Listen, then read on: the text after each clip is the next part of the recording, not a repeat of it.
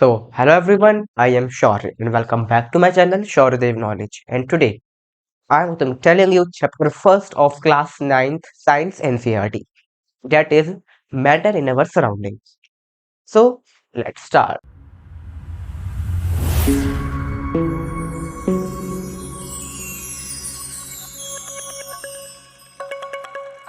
सबसे समझेंगे जो हमारा चैप्टर फर्स्ट है that is matter in our surrounding, ये बहुत ही हमारा इंपॉर्टेंट चैप्टर है। यानी कि आगे जो भी चैप्टर्स होंगे वो इसी में बेस्ड होंगे, यानी कि उनमें जो कंसेप्ट होगा वो सीखा होगा।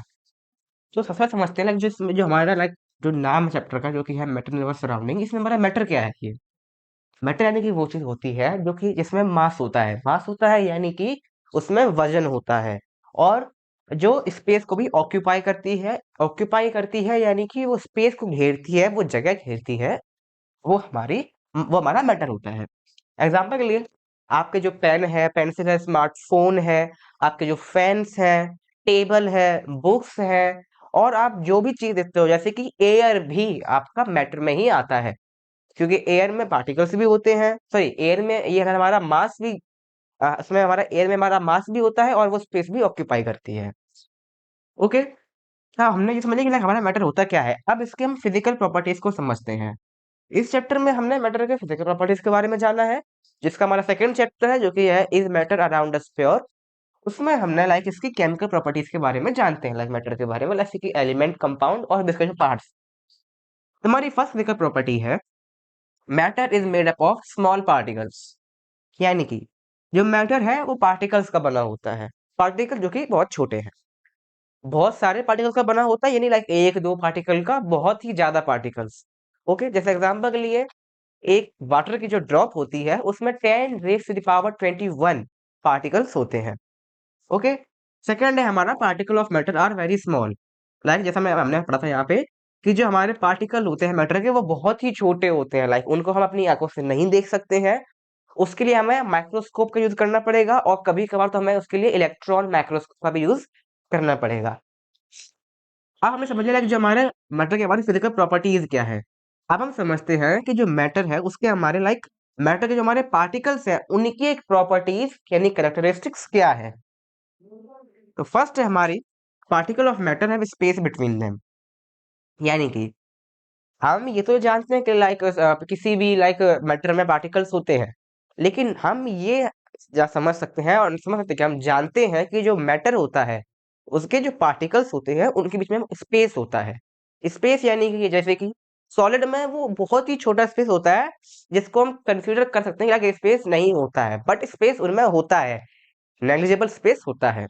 इसीलिए कभी आप देख सकते हो, कभी आप सॉलिड के बीच से अपना हाथ नहीं निकाल सकते हो, बट जो लिक्विड होता है हमारा उससे हम निकाल सकते हैं। क्यों? क्योंकि उसके जो पार्टिकल्स होते हैं उनके बीच में molecular force, inter molecular force होता है, यानी कि पार्टिकल के बीच में जो हमारा क्या कहते हैं फोर्स, जो हमारे पार्टिकल के बीच में हमारा स्पेस है वो होता है।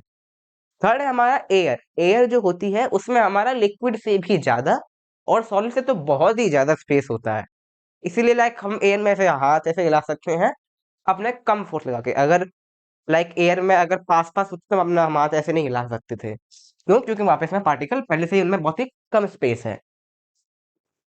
सेकंड है हमारा particle of matter are continuously moving. यानी कि जैसे किसी भी सॉलिड में, लिक्विड में या फिर गैस में जो पार्टिकल्स होते हैं हमेशा मूविंग होते हैं, हिल रहे होते हैं। सॉलिड में वो वाइब्रेट हो रहे होंगे, अपनी ही जगह पे वाइब्रेट तो हो ही रहे होंगे। लिक्विड में थोड़ा ज्यादा हिल रहे होंगे, थोड़ा ज्यादा मूव कर रहे होंगे। बट जो एयर है उसमें हमारा रैंडमली कहीं पे भी वो मूव होते रहते हैं पार्टिकल्स। थर्ड है particle of matter attract each other. ये पॉइंट हमारा बहुत इंपॉर्टेंट है। यानी कि जो भी हमारे पार्टिकल्स हैं उनके बीच में स्पेस तो होता है, वो मूव तो करते हैं, बट उनके बीच में अट्रैक्टिंग फोर्स भी होता है, यानी कि वो दूसरे को अट्रैक्ट भी करते हैं। और इसीलिए जो हमारे सॉलिड होता है वो हमारा एकदम सॉलिड होता है, वो एकदम रिजिड होता है, क्योंकि अगर उसमें बीच में अट्रैक्टिंग फोर्स नहीं होगा तो फिर वो सॉलिड कैसे बना रहेगा। उसके जो पार्टिकल्स होंगे वो तो चले जाएंगे, हट जाएंगे अपनी जगह से। इसलिए जो पार्टिकल्स होते हैं उनमें अट्रैक्टिंग फोर्स भी होता है और हमेशा मूव भी कर रहे होते हैं। ओके। सो आई होप कि आप इसके जो चैप्टर है इसके हमारे बेसिक्स को समझ गए होंगे।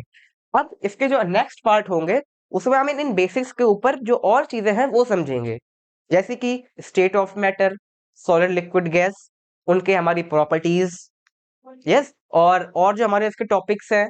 और ये हमारी जो छोटी सी वीडियो थी, ये बस हमारे कंसेप्ट को कंसेप्ट हमारा मेक करने की थी, कंसेप्ट बनाने के लिए थी। अगले वीडियो में हम इसके जो और भी अच्छे टॉपिक्स हैं और जो डीप टॉपिक्स हैं उनके बारे में समझेंगे। सो इस वीडियो को लाइक करें, शेयर करें, सब्सक्राइब करें, इससे बहुत मोटिवेट होता हूं। Thank you.